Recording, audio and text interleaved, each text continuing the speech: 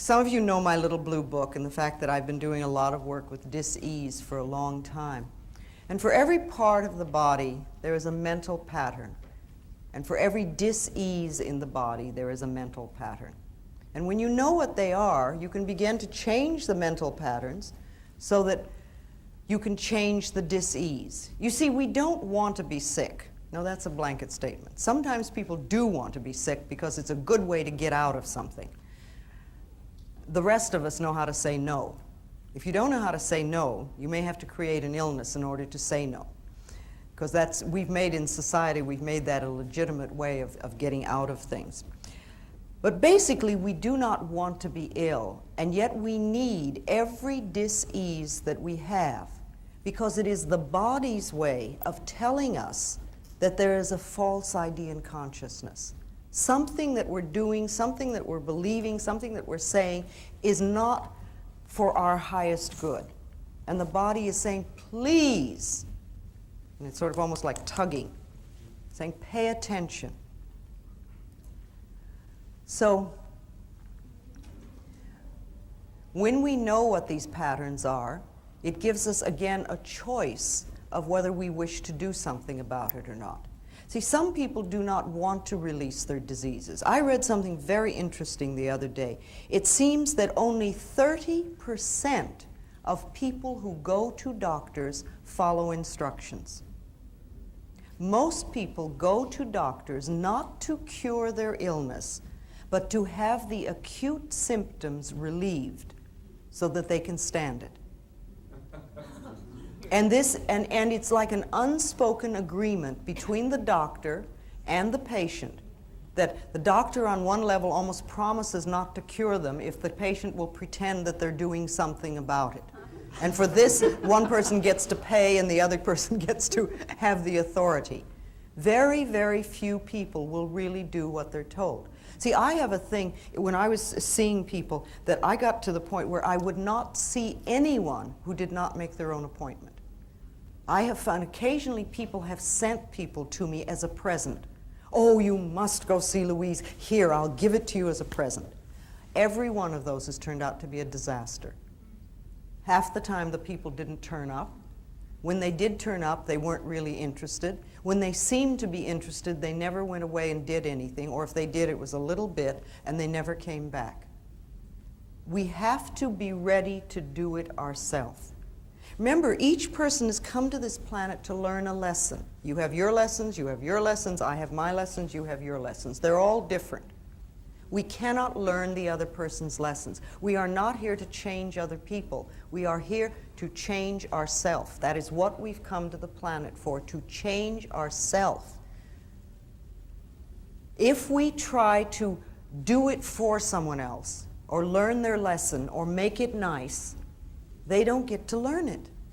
And even if we fix it, isn't it amazing how they turn around and recreate it again?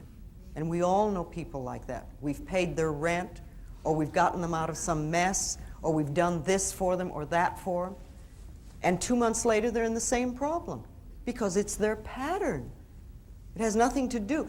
Teaching them how to get out of it, it is much better if they're willing to learn. So it's like, the student must come to the teacher.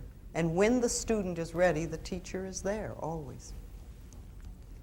Let's talk a little bit about disease in the body. And I'd like to just generally go through the body on the different parts and different patterns. The head, basically, metaphysically, represents us. This is what we see of each other. Most of us, most of the time, wear clothes, and we're pretty well covered up. However, the heads show. So this represents us. And when there is something wrong in the head, it usually means that we're feeling very bad about ourselves. Headaches are almost always invalidating the self, which means making yourself wrong for something. And the next time you get a headache, you might just ask yourself, how am I making myself wrong? What have I just done that I'm putting myself down for? And see if you can't forgive yourself for it and allow that loving, accepting energy to flow. I mean, even if you've made a tremendous goof, so what? Take it as a learning experience, not as an excuse to beat yourself up. Because that doesn't do any good. When you punish yourself, you don't learn anything. The ears are the capacity to hear the truth.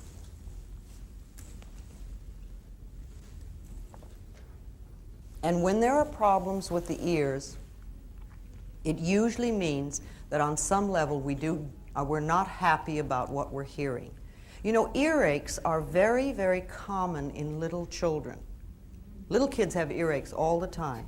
And I think it comes from two things. One, they hear a lot of stuff that they get angry about and they can't do anything about, because little kids are often not allowed to be angry. And also they hear no so much, and they want to shut it off. And so they get earaches.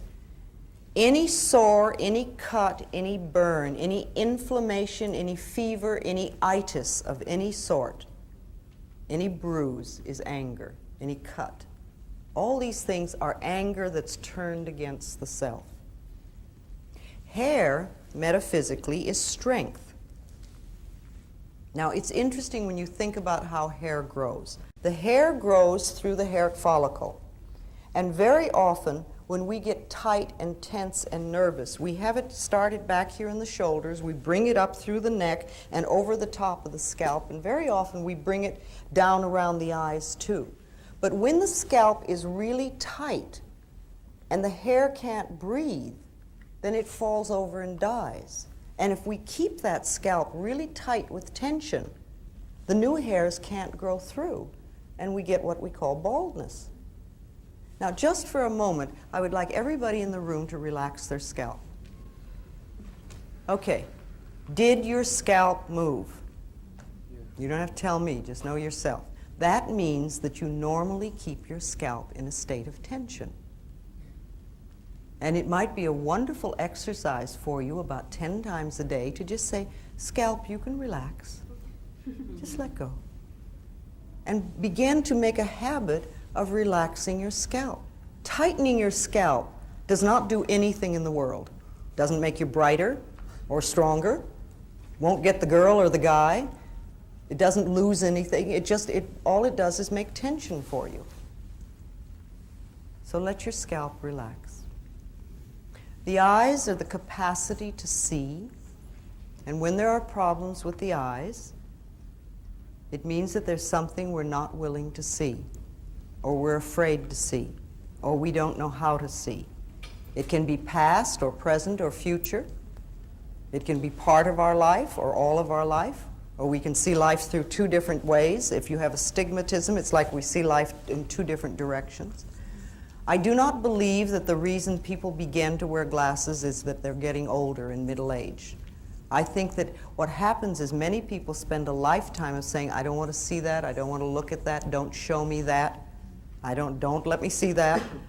And remember, the eyes, the cells in the body begin to listen to what we're saying. They hear everything. And they begin to turn the sight off. When I see a little child wearing glasses, I always know there's stuff going on in that family they don't want to look at. The mouth is the capacity to break down ideas for analysis and decisions and discrimination and taste, like you would food. Teeth problems are almost always long-standing indecision. The throat is the avenue of expression. This is where we express ourselves. This is where we say, I am, and I want, and I have, and I will. This is where our creativity flows. And it's also the area, the chakra center in our body where change takes place. When we feel we don't have a right to speak up for ourselves, we often have throat problems. And laryngitis, sore throats are just anger, and laryngitis is literally being so mad that you cannot speak. Thyroid has to do with creativity, thyroid problems. And it's not expressing ourselves. People who have thyroid problems usually do what their mothers want, or their fathers want, or their husbands, or their lovers, or their wives, or their bosses, somebody else, but not themselves. And you could say, well, you know, there's a lot of things with thyroid and goiter in the Midwest, but then where are people more bound by what the neighbors think and the shoulds of life? All right, shoulders have to do with burden bearing, carrying the weight of the world on your shoulders, taking other people's problems and carrying them, and not being free to shoulder your own responsibilities. However, we can make light of them. They don't have to be heavy burdens. The experiences we have in life do not have to be heavy burdens. They can be experiences. There are certain things in life that are normal and natural to life, and it's part of our experience. Being born, growing up, having relationships, ending relationships, getting jobs, ending jobs, getting married, having babies, people dying ourselves. These are normal and natural parts of life.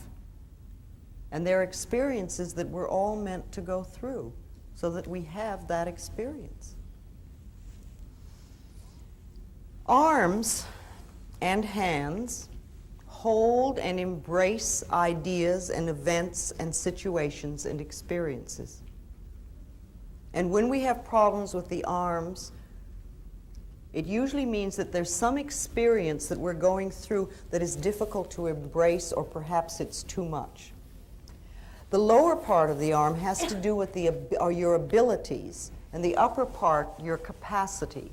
Now, I've noticed something, that when people nurse someone who has been ill for a long time, they often have upper arm problems. It's like they have the ability to do it, but their capacity gets stretched, and it becomes too much, and it's almost a burden. Hands hold and grasp, and they hold lightly and lovingly, or they clutch. And when there are problems with the hands, it usually means that there's something that you're experiencing and going through that is too difficult to handle. There's a problem with it. Fingers have to do with details. Our back, the back is the support of life. This is where we're supported by life, where we feel supported by life. And when there are problems with the back, it usually means that on some level we feel that we're not supported. The upper back has to do with the feeling of the lack of emotional support.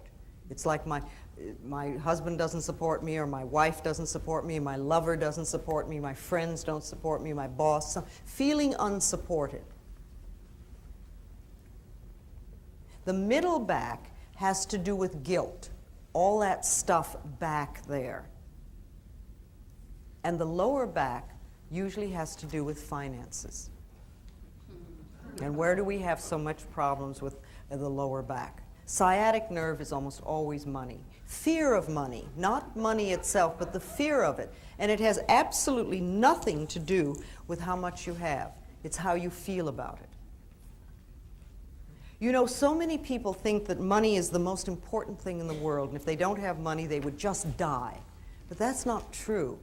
There's a substance that is far more precious and far more important to us that we literally can't live without. What is that? Love. No, plenty of people are miserable and lonely most of their life and live. Air. Your air, your breath. Your breath is the most important thing that you have, the most precious thing. If you didn't take another breath, you wouldn't last 3 minutes and you'd never get out of this room. And yet we absolutely take for granted that our next breath is there. Look at us, we're all in this room breathing, and I'm not saying don't breathe, there's not enough for me. We assume that it's there. And when we exhale, we don't think about where's my next breath coming from. Now, if the power that created us has given us enough breath to last for as long as we shall live, can we not begin to trust that the other things will take care of themselves? See, life is here for us. Life is here to support us, to take care of us, to be here for us. The entire planet has been put here for us to play with. We have everything that we shall ever need. It's already here. Only we have to know it, and we have to trust it, and we have to acknowledge it.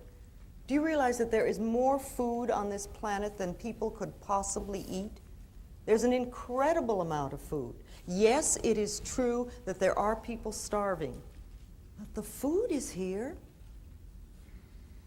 There is more money on this planet than we know how to count. The money is here.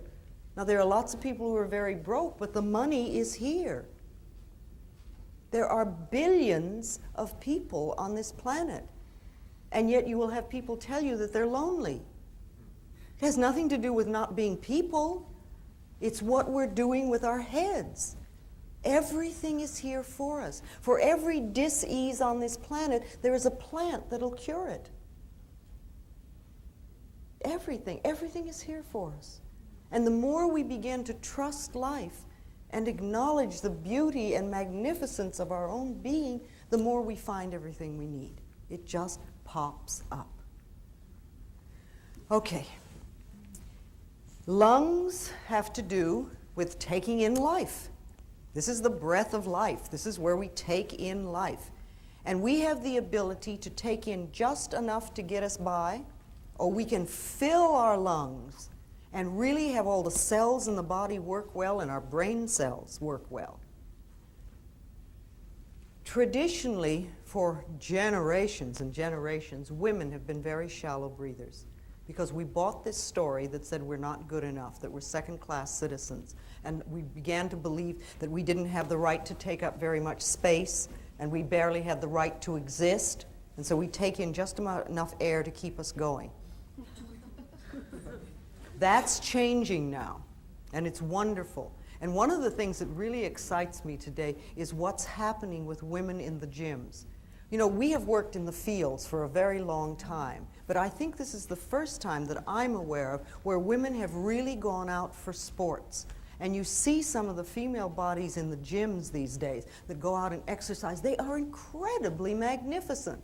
Just wonderful. And they are taking in life and taking up space and taking air. And I think it's beautiful. So people who have lung problems, people who smoke too much, people who have emphysema and things like that, they're cutting life off. They're saying on some level, I don't deserve to exist, or I only deserve to exist a little bit. Breasts have to do with mothering and nourishment. And when there are problems with the breasts, there's either a mothering problem or a nourishing problem. It's very similar. We can over-mother people or situations or places, and then we get into trouble. However, every woman that I've come in contact with that has breast cancer does not nourish herself. It's like you give and give and give and give, and they're not taking nourishment for themselves. And of course, there is resentment about it. See, resentment is a pattern that eats away at the body and becomes cancer. Resentment and anger are very different. Anger is and you scream and yell like a baby. Babies get angry instantly, and they yell and shriek, and then they're through. And 2 minutes later, their smiles will just light up a room because they've gotten it out. What we do is we take offense at somebody for having done something that we created to begin with, because we're all 100% responsible, and we don't do anything about it, and we put it down in here and we start to let it seethe, and it boils and it eats away at us. And if we have it long enough, we can create cancer. See, diseases like arthritis are created from things, patterns of criticism. Arthritic people are always very, very critical people. Now, they may be sweet on the outside, but that means that the criticism is turned inward, and they're doing a constant negative put-down number on themselves.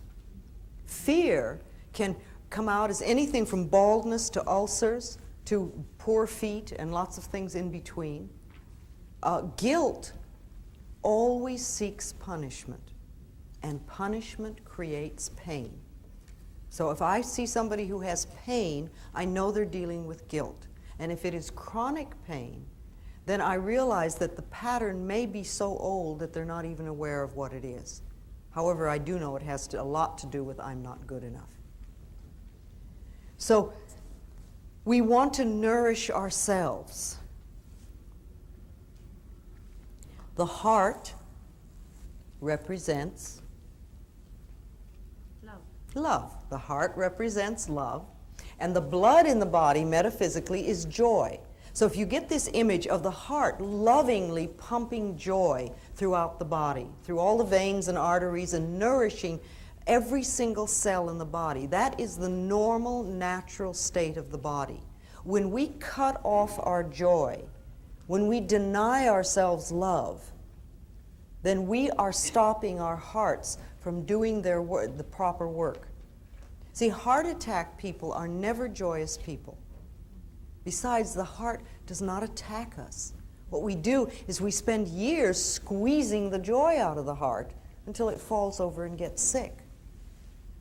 Now, anemic people are what I call yes but people. They come to you with a problem, and you say, well, you could do such and such. Oh, yes, but.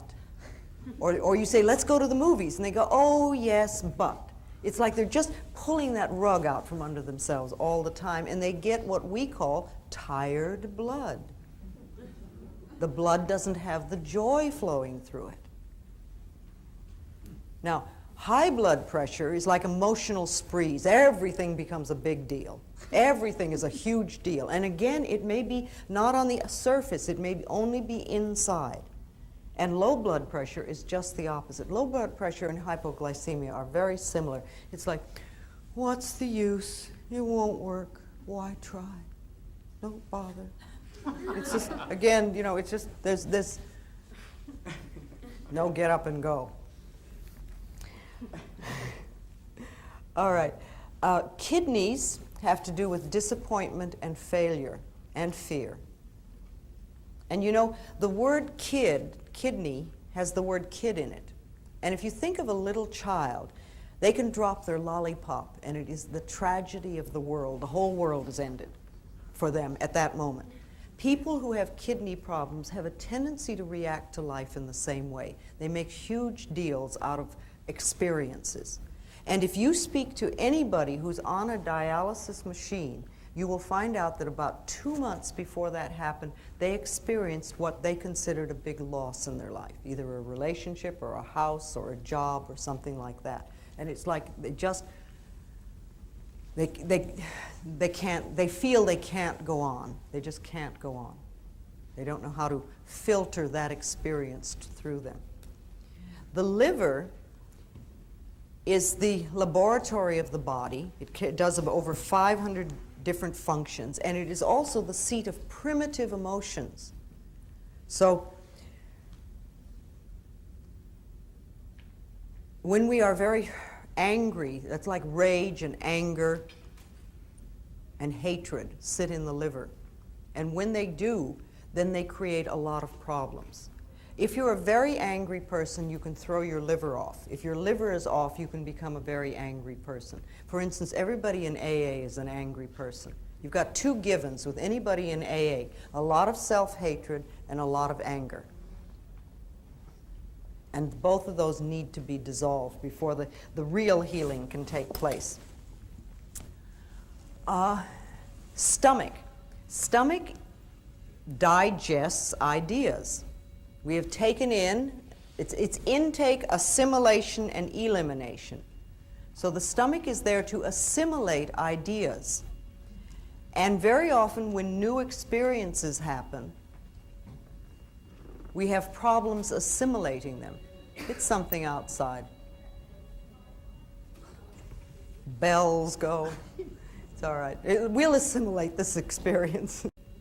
And they have a right to make some noise. If a noise happens and it disturbs you, if you give it permission to be there, it's amazing what happens. Like we give that permission to make that noise, and then it sort of goes away from our consciousness. People get very frightened about experiences, and they find it difficult to digest them. You see, ulcers, remember, are nothing more than I'm not good enough. It's fear. That's all it is. Only it's a fear with the boss. It's another way of saying I'm not good enough. Thinking just for a moment of how the stomach works on a mass scale. When airplanes came in a few years ago, God, they must be here, 20, 30 years now? But anyway, when they first came out, remember they had the little throw-up bags at every single seat. And everybody, we were flying, but this was a new idea that we did not know how to stomach. The idea of getting in a little metal tube and going through the sky and getting down on another place was not something that we could stomach easily. So everybody was throwing up into their little bags, and they'd roll them up and hand them down to the aisle, pass them down the aisle to the stewardess who was running up and down the aisles collecting these bags because people were throwing up. We were frightened. Now it's many years later, and we've digested the idea of flying, and it's very simple now for us. And while the bags are still there, hardly anybody's throwing up. And the last time I was on American Airlines, I noticed that if you put 3 stamps on it, you could send it off and have your film developed, because nobody's throwing up anymore. They had to do something with it. Okay. Where are we now? Spleen has to do with obsession. We become obsessed about things. All right. The colon is elimination, release, and letting go. And when we are constipated, it literally means that we're holding on to old shit. That's all it is. We won't let go. We won't let things release. Remember, intake, assimilation, and elimination. And I like to think of it all being in divine right order. And there are times when we stop it at different places. So people who are very constipated are usually holding on to old ideas that they don't want to let go of. They're stuck in some place. Sometimes they're very stingy people, but not always. And diarrhea is just the opposite. It's letting go of things too fast. It's fear. It's just pure fear. I remember the very first time I did a play. I did opening night on Kaopectic. A whole bottle. On the surface level, I was fine. I was having a wonderful time, and everything was wonderful. On the internal level, the little kid was shit scared. And that's exactly what was happening. And after opening night, it was fine. I didn't need that anymore. But at some level, I needed to go through that. Knees. Okay, knees are marvelous. Knees are a little bit like the neck. They have to do with flexibility. But they also have to do with bending and pride and ego. Because this is where we kneel. This is where we bend down. This has a lot to do with forgiveness, the knees. And you know, the ankle can get hurt. It's also a joint, and it heals very quickly. But the knees take a long time because they have to do with stubbornness and pride and ego and this self-righteous thing of not wanting to forgive. And that's why they take so long to heal. So if you hurt your knee, or you might think back about some time when your knee might have been sore, ask yourself, where were you being stubborn? Where were you being unforgiving, unbending? And allow yourself to just move through that. Feet have to do with understanding. This is what we stand on. This is our understanding of ourself and of life. And when we have problems with the feet, again, there's something wrong with our understanding about how we are moving forward. Now, you know, little kids come into life and you see them, they're on happy dancing feet. They jump all over the place and they run and skip and dance. And how many elderly people have we seen that move through life like this? Now, what kind of thoughts do you think a person could be thinking for years to create this? I don't know what's going on, all right. What else?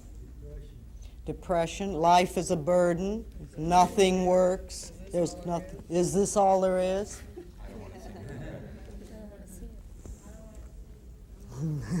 I don't want to see a lot of those things.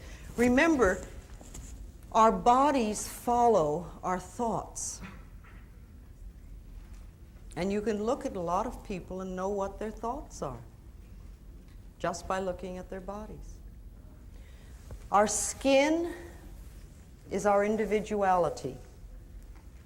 And when we feel threatened by anything, we often get skin problems.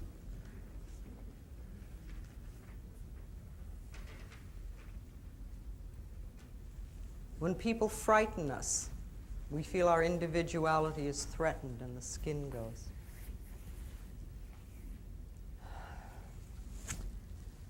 All right, let me talk a little bit about the genitals. our beautiful, beautiful genitals, which so many of us do not believe that that's true. However, the genitals are just as beautiful as any other part of our body, and they have their own special functions, and they have more nerve endings than any other part of the body. They are meant to give pleasure, and that's what they're for. We have a lot of stuff about our genitals, and this is unfortunate because they either represent the most feminine part of ourselves, our femininity, our feminine principle, or they represent the most masculine part of ourselves, our masculinity, the masculine principle. And when we do not feel good about ourselves as men or women, or about our sexuality, we can have a lot of problems with our genitals. It's very, very seldom that I talk to people who were raised in a family where the genitals and their functions were called by the right names. We all had euphemisms for everything. Let's share a couple of them. What were the euphemisms for you as a child? Yes? Our no-no. Okay. All right. Okay. All right. Yeah, that makes you feel good, doesn't it? What else? Yes? The wee-wee. Oh, wee-wee. Yes?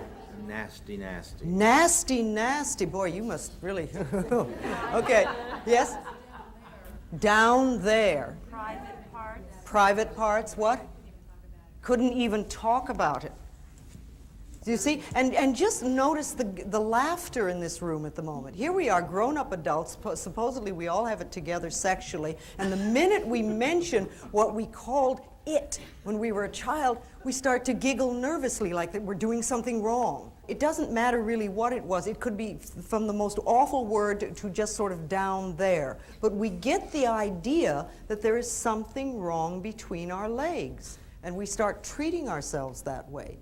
And then we wind up with all sorts of sexual problems.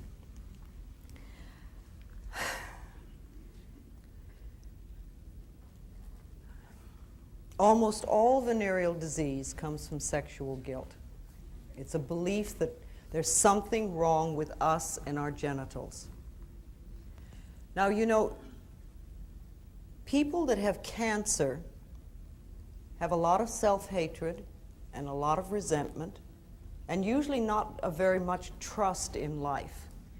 There's sort of a feeling of helplessness and hopelessness that goes with cancer. If you add to that sexual guilt, you wind up with things like herpes and AIDS. It's like the next logical step. The sexual revolution, which came about, I think, in the 60s, as I remember, was very wonderful because it helped us to get out of a Victorian mode of thinking.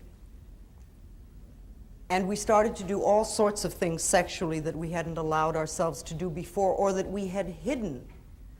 See, not only did gays come out of the closets, but people came out of sexual closets.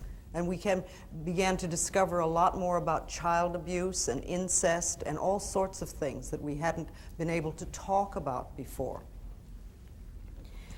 And on one level, the sexual revolution was good. We got to express ourselves sexually much freer than we had before. Women could have one-night stands as well as men, and it was wonderful. However, the one thing we did not deal with was what I call Mama's God. And by that I mean what your mother believed about God when you were 3 years old is sitting right here in your subconscious mind. What did that God believe about women, about men, about homosexuality, about sex? And if those beliefs are still there and we have not done something to change them, then what happens is we create things like herpes, which comes back again and again and again to punish you. And then if we move into the gay community, where they have every single problem that everybody else has, plus the fact that society is looking at them and saying bad, and their mothers and fathers are looking at them and saying bad, and this is a real heavy load to carry. And so we create the circumstances, the climate, where something like AIDS can come up. I find to myself that AIDS and cancer are very, very similar. And I work exactly the same way with both of them. Doing a little more to work on dissolving sexual guilt, because that's a real problem. You know, if you think for a moment about the vastness of the universe, it is so incredibly big that our human minds cannot comprehend it. It is enormous. And even our top scientists with the most up-to-date equipment today cannot measure the size of the universe. And half of them won't agree on whether it's expanding or contracting. And in this incredible universe, there are so many galaxies that we haven't counted all of them. And in one of the smaller galaxies, in a far-off corner, there is the small galaxy called the Milky Way. In a very far-off corner, there is a minor sun. And around this sun revolve a few pinpoints, one of which is called planet Earth. Now, I find it very, very hard to believe that the incredible intelligence that created this entire universe is an old man sitting on a cloud above the planet Earth watching my genitals with a book.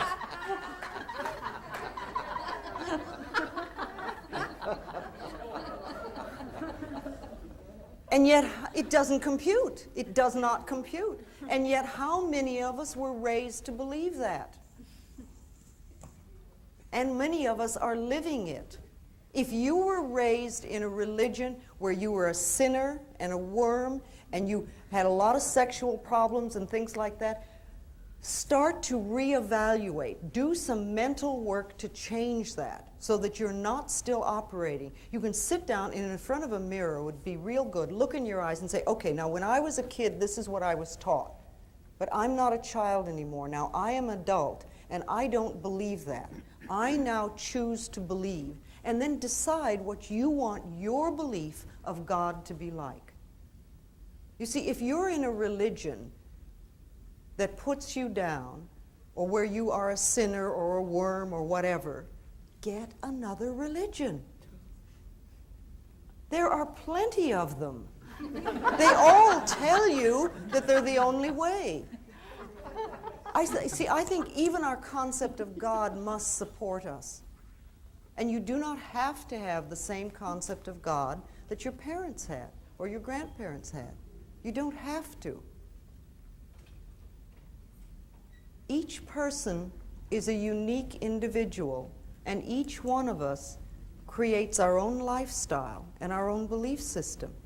And I think we need to constantly reevaluate what we believe, and particularly if we believe things that don't nourish us. Think, why do I believe that? Where did I learn that? Is that really true for me now? Does it make sense? Maybe I could let that one go. You might create a pair of psychic scissors and cut them out of your consciousness, or create a great big wastebasket and say, okay, that one goes there. And decide that you just do not choose to live under old limitations anymore. Refuse to believe in worry. Begin to trust the universe and watch how it works.